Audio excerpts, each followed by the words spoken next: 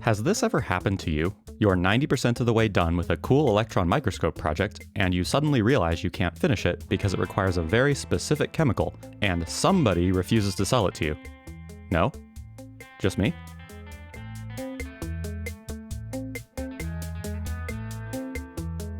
So, what exactly am I doing? Well, I'm trying to make a very special plastic called polyvinyl formyl, also known as Formvar. Formvar has a unique property. It can easily be cast into ultra-thin sheets that are transparent to electron beams. The problem is, the chemical reaction that makes Formvar is incompatible with most solvents. What do I mean by that? Well, in order to have a chemical reaction, we need two things to happen. We need the individual molecules to come in contact with each other, and we need enough energy so that they can react and form the new chemical. The energy part is simple. We need the temperature to be high enough that the reaction can happen. It's the coming into contact part that can get tricky. In chemistry, we usually use a solvent because it allows us to mix chemicals together on a molecular level. But finding a compatible solvent for any given chemical reaction can be difficult. It would be nice if there was one solvent that just so happened to work with all chemical reactions. An ideal solvent would be able to dissolve any solid, liquid, or gas into it in order to facilitate a chemical reaction. There is just one catch. A solvent cannot itself be involved in a chemical reaction. Think of the ideal solvent like the perfect wingman. It brings two parties together without upsetting the chemistry between them. Our ideal solvent would have the following properties. It should be a liquid. It should have a reasonably high boiling point, allowing us to give molecules enough energy to react. It should also be moderately polar, allowing it to mix with both polar and nonpolar compounds. It should be as chemically stable and unreactive as possible. Oh, and ideally, it should be inexpensive and not too dangerous to handle. Now, that is quite a lot to ask of one molecule. Fortunately, I happen to know a solvent that fits these requirements.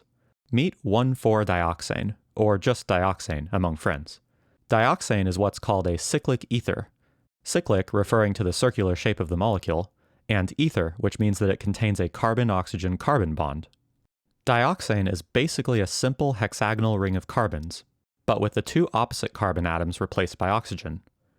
It is a liquid with a boiling point of 101 C, it is weakly polar, and can dissolve even chemically resistant plastics such as PVC. It also mixes extremely well with other solvents, and it is both highly resistant to strong acids and strong bases. And lastly, it is easy and cheap to make. So if dioxane is this magic super solvent, what's the catch? Why can't we just go to the hardware store and buy this stuff? Well, dioxane has two main drawbacks. The IARC, HHS, and EPA all categorize dioxane as a possible human carcinogen. Now, as far as I can tell, the link between dioxane and cancer is still inconclusive, but it's safe to say that dioxane should be treated with respect and used with proper ventilation. The other drawback is that all ethers have a tendency to decompose in storage, forming small amounts of explosive peroxides over time. This is probably the main reason that this stuff is kept from the public. No one wants their garage to explode because of a forgotten bottle of solvent they purchased a decade ago. The good news, at least, is that peroxide formation in dioxane happens relatively slowly. Also, testing for peroxides and neutralizing them is fairly straightforward. So now that we know what we want, how do we make it? Well, dioxane is actually pretty simple to make. It can be made by taking two ethylene glycol molecules and sticking them together. This actually happens in two steps. In the first, the ends of two ethylene glycol molecules come together to form diethylene glycol and water. Then, the two ends of the diethylene glycol molecules come together to form the molecule into a ring. Ethylene glycol is the main ingredient in antifreeze, so I went and purchased a gallon of antifreeze for about $12. Make sure you buy the concentrate and not the stuff that is mixed with 50% water. Now, I could use the antifreeze as is, but I've decided to set up for a simple distillation in order to extract just the ethylene glycol. I'm doing this not only to reduce contamination, but also because I need pure ethylene glycol for a future project, and so it makes sense to distill as much as I can now while I've got everything set up to do so. I plan to distill the whole gallon of antifreeze, so I've added a Claisen adapter to allow me to refill the flask when it's empty. Ethylene glycol boils at 197 Celsius, which is just barely in range for a normal thermometer. However, I prefer thermocouples in glass tubes to measure temperature. I love thermocouples in chemistry, mostly because the digital displays are a lot easier to read from a distance. Now that everything's ready to go, it's time to turn on the heat and wait. After a few minutes, the liquid in the flask started to boil and vapors started to come over. However, the temperature was only about 115 degrees C, nowhere close to 197 C, the boiling point of ethylene glycol, which means the distillate we are currently collecting contains significant water. I wanted my glycol to be as dry as possible, so I waited until the temperature was over 190 before swapping beakers and collecting my pure ethylene glycol. One thing I always forget when distilling liquids with high boiling points is that your condenser performs a lot better than normal. You can see here that the vapors are condensing entirely within the first couple of inches, meaning that this fancy coil condenser is pretty excessive for the task. After a short wait, the distillation finished and I managed to get about 500 milliliters of pure ethylene glycol. I was curious to see what was left behind after we distilled out all the glycol, so I partially disassembled the apparatus to pull the flask out and take a better look. Well, that is unappetizing. No idea what this stuff is, but it actually solidified when I let it cool. It's either some additive or possibly a product of heating the solution for so long. I went ahead and transferred the pure glycol to a storage bottle, and then reassembled the distillation apparatus, loaded another flask full of antifreeze, and repeated the same process until I had finished the whole jug. I think I got at least 2 liters of pure glycol from the gallon of antifreeze, and the rest was the water-glycol mix that distilled over below 190 C. I can use that stuff for future reactions that don't care as much about the extra water. Okay, now that we've got the ethylene glycol, it's time to make the dioxane. I start by disassembling my setup and grabbing a clean 1 liter flask, to which I add 600 milliliters of ethylene glycol. Now we need our catalyst. I'm using 70 milliliters of concentrated sulfuric acid, but sulfuric acid drain cleaner will work too if that's all you have access to. Drain cleaner is about 90% sulfuric acid, which is generally fine unless your reaction is very sensitive to water. Now we're ready to go. I reassemble the distillation apparatus same as before, minus the Claisen adapter. I do plan to make multiple batches of dioxane, but this is not a reaction where you can just add more reactants as you go, as you'll soon see. Now that everything is ready to go, we power on the hot plate and stir. We're shooting for about 150 to 160 Celsius for the reaction mixture in the flask. In retrospect, I probably should have used my 3-neck flask so I could monitor the temperature of the reaction mixture. If it goes too far above 160, you start to create a bunch of side products which turn into a goopy tar. This is generally unavoidable when making dioxane, even if you stick to the correct temperature, but it's always best to try and minimize side products to improve yield. As the temperature increased, the reaction mixture started to turn brown, indicating the formation of the inevitable side products. On the bright side, we started to get a distillate coming over at around 101 degrees C. This is the boiling point of pure dioxane. However, as the reaction progressed, the distillate temperature slowly started dropping, down to about 95 C. What's going on? Well, let's take a look at the reaction details again. For each molecule of dioxane produced, 2 molecules of water are produced as well. That water is accumulating in the reaction mixture, and dioxane and water have a strange relationship. You see, pure dioxane boils at 101 Celsius, but dioxane and water mixtures boil at a lower temperature. What is happening is that as the water is produced, it starts to form an azeotrope with the dioxane, and that azeotrope boils at a lower temperature. As more water is produced, the boiling point drops further and further until the mixture reaches 81% dioxane, at which point the boiling point has dropped all the way to 88 Celsius. At that point, any additional water will only increase the boiling point again. The fact that dioxane and water form an azeotrope makes it impossible to use distillation alone to separate dioxane and water, but we'll have a solution for that in due time. Let's check back in with our distillation. So far, our crude dioxane is coming over just fine. However, there's trouble afoot. It looks like we have a serious buildup of tar in the reaction flask. This always seems to be a problem when making dioxane. This is because, as we boil off the dioxane produced, the remaining reaction mixture slowly thickens up and becomes a goopy, bubbling mess. You are basically playing a game of chicken, desperately trying to get a few more milliliters of dioxane before the frothing goes out of control and the whole thing boils over. Things can go south pretty quickly if you aren't paying attention, or if you just get greedy. Honestly, ethylene glycol is so cheap that you should probably just end the reaction a little early and take a small hit on the yield, rather than risking spending extra time cleaning all of your glassware. I got greedy though, and, well, oops. Yeah, that's not good. Well, the good news is I managed to swap the beakers just in time and not contaminate my dioxane too badly. The bad news is I filled my spiral condenser full of tar. This is one of those times when the, quote, better condenser is actually worse. If I had just used a simple Liebig condenser, I could have used a brush to clean it out. But that won't work for this condenser. Instead, I'm filling it with a mixture of water, isopropanol, and sodium hydroxide. This is known as a base bath. The sodium hydroxide reacts with the isopropanol to form isopropoxide, which is actually a stronger base than sodium hydroxide alone. This mixture aggressively attacks organic residues like this tar.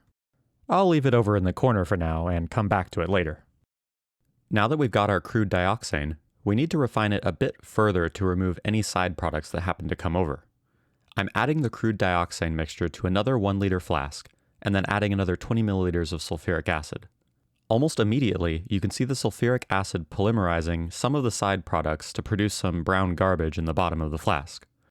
The acid will also break up some of the side products into smaller molecules that will distill off first and can be discarded. Now I set up for fractional distillation, which will allow me to better separate the pure dioxane from any remaining volatile side products. I'm using a straight condenser this time, partly because my coil condenser is unavailable, but also because fractional distillations are much slower, and so there's no need for a high-efficiency condenser. This simple Liebig condenser should do just fine. I'm using an inverted 4-liter beaker and a jack stand as a platform to raise my receiving flask up to the proper height. Also, I decided at the last moment that I wanted to keep track of the temperature of the reaction mixture, so I swapped for a 3-neck flask and added a thermometer. Alright, let's get started. I turned on the hot plate and heated the flask until it started boiling. Then, I waited until the distillate temperature came up to about 84 C. If you remember from earlier, the boiling point of dioxane water mixtures is somewhere between 88 and 101 C. So anything that comes over below 84 degrees is definitely heavily contaminated by side products and is discarded. Now that we are in the correct temperature range, it's time to start collecting our much cleaner dioxane. You can see that it's still slightly yellow, indicating that it must contain some garbage that is evidently impervious to acid. We'll deal with that problem shortly. In the meantime, I finished collecting everything up to about 94 degrees C. The reason we don't go all the way up to 101 C, the boiling point of pure dioxane, is because above 94 degrees, a very obvious cloudy contaminant starts to come over. Fortunately, we also know that the dioxane should have enough water in it to keep its boiling point below 94 degrees C. So any distillate above 94 degrees probably contains very little dioxane anyway. I poured the dioxane water mixture into a graduated cylinder and measured a crude yield of about 310 milliliters. Now we need to remove any remaining side products and water. Fortunately, both of these problems can be solved with the same thing: sodium hydroxide. Sodium hydroxide should polymerize the remaining acid-resistant side products and will also allow us to separate out the remaining water. I transfer the dioxane water mixture to my flask and add about 20 grams of sodium hydroxide. Then I vigorously swirl to dissolve. Almost immediately, you can see the flask start to turn orange as the hydroxide reacts with the impurities. I leave the flask to sit for a while, with occasional agitation. As the hydroxide dissolves, you can start to see 2 layers beginning to separate. What's happening? Well, remember how the dioxane is weakly polar? Normally, dioxane is just polar enough to mix well with water. However, as the sodium hydroxide dissolves, it increases the density of the water. The density of pure water is 1 gram per milliliter, but by adding sodium hydroxide, we can increase the density all the way up to 1.51 grams per milliliter. That's an increase of about 50%. What's happening in our flask is that as the water increases in density, the dioxane can no longer hold on to it, and the water separates out and sinks, forming a distinct layer at the bottom of the flask. Now we're in business. I added the mixture to a separatory funnel and drained off the water hydroxide layer. Then, I transferred the upper dioxane layer into a new flask. You can see a clear difference between the dioxane on the left and the water hydroxide mixture on the right. The water hydroxide mixture has thickened up, and it's a bit like syrup. I want to check if the dioxane is actually free of water, so I added a little bit of sodium hydroxide to the flask and waited a while. You can see that the little pellets of hydroxide did not dissolve, so that's a good sign that there is very little water remaining. They are, however, definitely still collecting some kind of brown impurity. I left the flask for an hour to see if the dioxane would clear up at all, but I didn't really detect any noticeable change. I believe if I left it overnight, it might become totally clear, but instead of waiting, I'm just going to distill it one more time. Oh, and good news, the condenser is clean. The base bath worked great. Anyway, now that our dioxane is free of water, it's important to make sure we don't inadvertently add any water to our system. To that end, I'm using a heat gun to dry all the glassware before I start. I pour the dioxane into the flask, using a filter to make sure I catch any stray bits of sodium hydroxide. Then I rebuild the distillation apparatus and start heating. I kept the fractionating column because I thought that there might still be volatile contaminants that I needed to separate. However, the moment the vapor front reached the thermometer at the top of the column, the temperature read 96 degrees, indicating that we are already starting to collect dioxane, so I swapped the receiving beaker for my dioxane bottle. The temperature quickly plateaued at 99 degrees C, indicating that the dioxane coming over is less than 1% water. It held that temperature throughout the remainder of the distillation. I managed to boil off pretty much everything in the flask. I intentionally left a few milliliters of liquid behind because it's generally inadvisable to boil a flask to total dryness. The result was about 220 milliliters of crystal clear, almost dry dioxane. Now, I don't currently care about the teeny tiny bit of water remaining, but if total absolute dryness is required, a small piece of sodium metal can be added, which would slowly convert the remaining water into sodium hydroxide and hydrogen gas. Unfortunately, I do not yet own any metallic sodium, so that'll have to wait till later. So how do we actually prove that what we made is dioxane? Well, if you are lucky enough to know someone with access to hundreds of thousands of dollars of analytical chemistry equipment, you could just use IR spectroscopy or maybe NMR or mass spectrometry. Unfortunately, my IR spectrometer is, in the shop right now. I can, however, use this pycnometer to measure the density of the dioxane I made. If you've never seen one of these before, they are basically very accurate flasks. Here's how to use one. You start by measuring it completely empty, then filling it with water, making absolutely sure it is completely full. Then you clean any spills off the outside, and measure how much the mass increased. Divide that by the density of water, and you get the precise volume of the flask. This flask appears to be exactly 9.78 milliliters. Then you fill it with the liquid to be measured, and measure its mass. By dividing the mass of the liquid with the volume of the flask, you get the liquid's density. I find that a 10 milliliter pycnometer is usually accurate to at least 2 decimal places.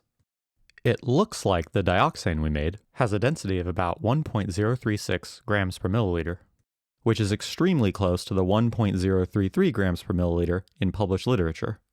I'd say that's a pretty good result. Now that we have our dioxane, it's important to go over its unique storage requirements. As I mentioned earlier, dioxane will slowly react with oxygen in the air and form explosive peroxides. It makes sense then to always store dioxane in a container with as little oxygen as possible. The peroxide forming reaction is also hastened by light, so a dark bottle is preferable. There are also ways to test for peroxides. The easiest way is to buy peroxide test strips. However, they are pretty expensive, so I'm going to show a qualitative test for peroxide by using sodium iodide. If you add a saturated sodium iodide solution to a peroxide, in this case hydrogen peroxide, it reacts to form elemental iodine, which has a very strong yellow color. I filled a row of vials with hydrogen peroxide, each one having a concentration 10 times lower than the previous one, from 100,000 parts per million on the left, all the way down to 1 part per million on the right. This test can reliably detect peroxide concentrations down to at least 100 ppm. However, when a tiny bit of starch is added, it increases the sensitivity of the test by another 100 times or so. Now we can see a color change even if the peroxide is only at 1 part per million. This test is extremely sensitive, but getting actual numbers from it is not easy without additional complexity, which is probably beyond the scope of this video. If people are interested, then I might cover it in a future video on ether production. For now though, I'm going to call this dioxane side quest finished.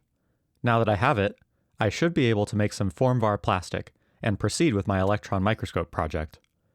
I don't want to spoil too much right now, so subscribe and ring the bell if you want to be notified when the video comes out. For now though, I want to thank everybody who watched the video, especially my patrons on Patreon and members of the channel on YouTube. Your support makes this channel possible.